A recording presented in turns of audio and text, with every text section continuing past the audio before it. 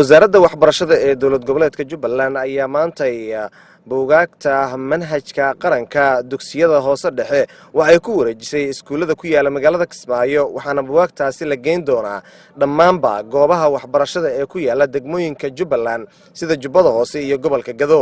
Munaasabad kooban oo lagu qabtay mid ka mid ah dugsiyadii buugtaasi lagu wareejinayay ayaa ugu horreyn waxa hadal kooban ka soo jeediyay agaasimaha waaxda tacliinta sare ee wasaaradda waxbarashada Axmed Faarax Cali Aweys iyo sidoo kale agaasimaha guud ee wasaaradda waxbarashada ee dowlad goboleedka Jubbaland. waxaan halkan u joognaa maanta bixintii ama qaybintii buugaagtii manhajka qaranka oo na soo gaaray ayaan rabnaa inaan qaybino.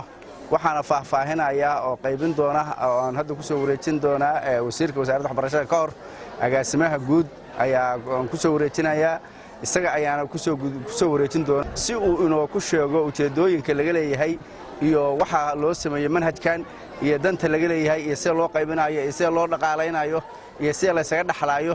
maanta inaan halkan u taagannahay bixinta manhajka buugaagta manhajka cusbeed ee qaranka aan ku bilaabayno dugsiga hoose dhexe sare Axmed bin Xambal. buugaagtan waxaa la galiyaa juhdi badan. wasaaradda waxbarashada dowlad goboleedka Jubbaland waxay gelisay juhdi badan in ardayda dhigato dugsiga hoose dhexe ee Jubbaland dhan ay helaan buugaag ku filan. ilaahay hadduu idmo waxaa sharxi doono dhammaan wasiir ku-xigeenka oo halkan joogo. waxaa inaga go'an arday walba oo Soomaaliyeed oo Jubbaland joogo inuu helo buugaagta akhriska. hadda dugsiga hoose dhexe ayaa bixinaynaa. sanadka dambe insha Allah tacaala dugsiga sare ayaa loo soo daawacaya la siin doonaa. waxaa kaloo u mahadcelinaa kambanigii ku guuleystay buugaagtan quruxda badan inoo hagaajiyay. waxaan kaloo u mahadcelinaa deeq-bixiyaashii lacagahan dawladda ugu deeqay siday ardayda loogu gado mise loogu hagaajiyo buugaagta.